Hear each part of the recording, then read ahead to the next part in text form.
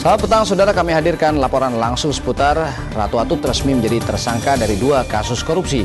Dan saudara, setelah Ratu Atut dinyatakan sebagai tersangka oleh KPK sebelumnya, sejumlah warga Banten melakukan aksi menggunduli kepala. Selengkapnya, saksikan di Liputan 6 Petang. Saya Joy Astro bersama Anda.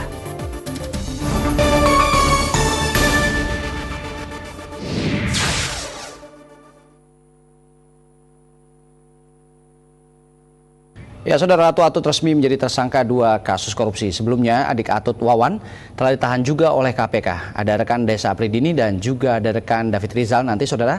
Dan kita mulai dengan rekan Desa Apridini di gedung KPK. Ya, Desa, apakah Ratu Atut akan langsung ditahan? Ya, baik Joy Astro dan juga saudara, sore hari tadi atau tepatnya sekitar pukul 14.30 waktu Indonesia Barat, Ketua KPK Abraham Samad telah secara resmi mengumumkan status Gubernur Banten Ratu Atut Khosia. Dan tanpa diduga, yang tadinya diperkirakan oleh para wartawan bahwasanya Ratu Atut hanya akan ditetapkan sebagai tersangka bagi kasus korupsi atau penanganan sengketa Pilkada Lebak Banten di Mahkamah Konstitusi. Namun ternyata Ratu Atut juga ditetapkan sebagai tersangka dalam pengadaan atau korupsi pengadaan alat kesehatan di Provinsi Banten. Untuk itu, maka secara resmi Ratu Atut telah ditetapkan untuk 2 kasus korupsi sekaligus. Dan terkait dengan penahanan, tadi Ketua KPK Abraham Samad dalam konferensi persnya juga telah menyatakan bahwasanya penahanan pada Ratu Atut Khosia atau Gubernur Banten Ratu Atut baru akan diberlakukan jika pada pemeriksaan pada hari Jumat ini pemberkasan melampaui 50%. Dan tadi juga dalam sinyal itu akhirnya kami juga menangkap bahwa memang nanti pada hari Jumat akan ada pemeriksaan lanjutan kepada Ratu Atut Khosia, tapi sudah mulai sebagai tersangka, bukan sebagai saksi lagi. Dan apabila nantinya juga pemberkasan sudah melampaui 50%, maka tidak menutup kemungkinan Gubernur Banten Ratu Atut Khosia akan ditahan. Dan berikut petikan pernyataan dari Ketua KPK Abraham Samad.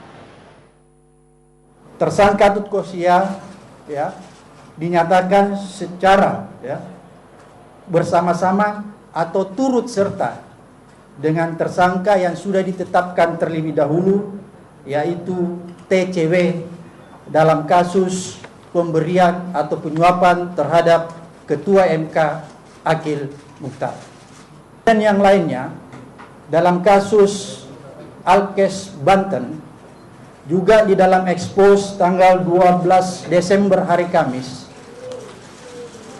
untuk sementara sudah disepakati yang bersangkutan juga ditetapkan sebagai tersangka. Namun demikian masih perlu direkonstruksikan perbuatan-perbuatan serta pasal-pasalnya di dalam sprindik yang akan menyusul kemudian.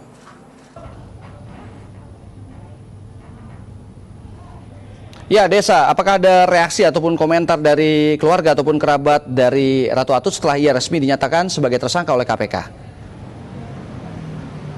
Baik Joy, memang pasca rumors yang beredar terkait dengan penetapan tersangka Ratu Atut Khosia dan juga tadi secara resmi telah ditetapkan oleh Ketua KPK Abraham Samad, tadi kami sempat menemui pengacara Ratu Atut Khosia yang juga merupakan pengacara dari Tubagus Hairiwardana, yaitu Tubagus Sukatma.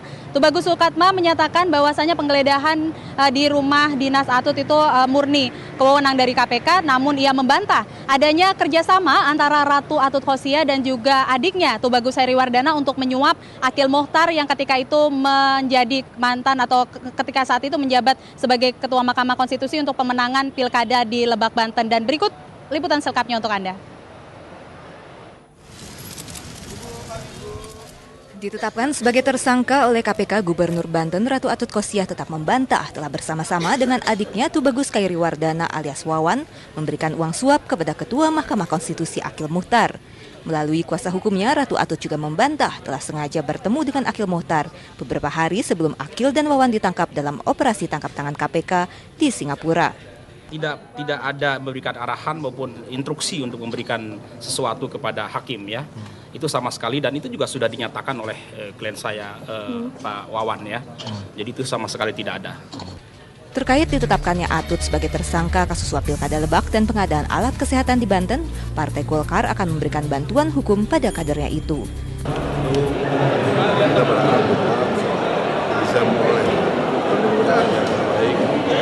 Kita tidak bisa mencampuri lebih jauh, kecuali kita memberikan bantuan hukum sebagaimana biasanya apabila ada kader yang mengalami permasalahan hukum. Diperiksa betul-betul secara fair, ya, secara fair dan juga objektif lah, ya. Dan tentunya Ibu Tato harus juga mempunyai pembelaan yang baik lah.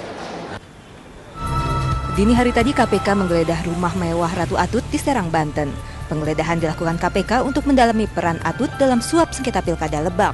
Para penyidik KPK dibantu anggota Brimo Mabes Polri dan dipimpin oleh Kompol Novel Baswedan. Kedatangan petugas sempat mengagetkan sejumlah petugas Satpol PP yang menjaga rumah Atut. Tim Liputan Nambes TV melaporkan. Ya saudara, penetapan Ratu Atut Khosia sebagai tersangka dari 2 kasus korupsi sekaligus ada sinyalemen untuk menahan Ratu Atut Khosia pada akhir minggu ini, tentunya membuat spekulasi bahwasannya Ratu Atut akan segera dinonaktifkan sebagai Gubernur Banten. Dan apakah nanti mekanismenya selanjutnya tentunya kita akan menanti dari Kementerian Dalam Negeri yang akan mengusulkan kepada Presiden terkait dengan penonaktifan, bahkan juga mungkin saja bisa berujung kepada pengangkatan pelaksana tugas Gubernur Banten, yaitu Rano Karno yang saat ini menjadi Wakil Gubernur Banten, bisa saja otomatis menjabat sebagai pelaksana tugas Gubernur Banten. Dan selain itu saudara, dapat kami sampaikan dari penetapan Atut ini, masyarakat atau dari mahasiswa Gebrak di Banten ini juga tadi sempat mendatangi gedung KPK dan mereka sempat melakukan orasi dan juga aksi teatrikal yang menyatakan kebungkaman dari Ratu Atut dan juga dinasti politiknya pasca penetapan atau terseretnya sejumlah keluarga Atut menjadi tersangka di KPK. Dan tentunya kita juga dapat melihat bahwasannya penetapan Atut menjadi tersangka ini bisa jadi awal pintu masuk atau awal dari keruntuhan dinasti politik Ratu Atut Khosia di Banten. Sementara ini demikian yang dapat kami laporkan dari gedung KPK Jakarta. Kembali ke Joy Astro di studio. Terima kasih rekan Desa Apridi melaporkan langsung dari gedung KPK Jakarta. Ya saudara, setelah ditetapkan sebagai tersangka oleh KPK, Gubernur Ratu Atut Khosia sulit dijumpai, baik rumah maupun kantornya sepi. Sementara itu saudara, secara janggal Kepala Dinas Kesehatan Banten diberhentikan mendadak dengan alasan mengkonsumsi narkoba. Rumah mewah Gubernur Banten Ratu Atut Khosia di Jalan Bayangkara nomor 51 Cipocok Jaya, Serang, Banten sepi setelah pagi tadi digeledah KPK. Sejak ditetapkan sebagai tersangka, keberadaan Atut tidak diketahui. Atut juga tidak terlihat di pendopo Gubernur Banten di mana ia berkantor. Humas Provinsi Banten menegaskan Atut tetap bekerja walau tidak terlihat batang hidungnya. Bekerja seperti biasa. Kalaupun tidak ada fisik di kantor, beliau menyelesaikan pekerjaan tetap. Karena semua surat-surat harus selesai tepat pada waktunya. Selain terseret sebagai tersangka dalam kasus suap sengketa Pilkada Lebak, Atut juga terbelit dugaan korupsi pengadaan alat kesehatan. Sejumlah kejanggalan di lingkungan pemerintahan Provinsi Banten terjadi. Dr. Jaya Budi Harja, Kepala Dinas Kesehatan Provinsi Banten, diberhentikan pekan lalu hanya lewat sambungan telepon karena memasuki usia pensiun. Pak Jaja itu sekali lagi bukan dipecat. Jadi beliau diberhentikan dengan hormat, dengan hak pensiun. Jadi dipensiunkan. Namun, Kepala Badan Kepegawaian Daerah mengeluarkan pernyataan berbeda soal alasan dipecatnya Kepala Dinas Kesehatan Banten, yaitu karena narkoba. Diduga tudingan ini untuk membuat KPK kehilangan kepercayaan atas saksi kasus pengadaan alat kesehatan itu.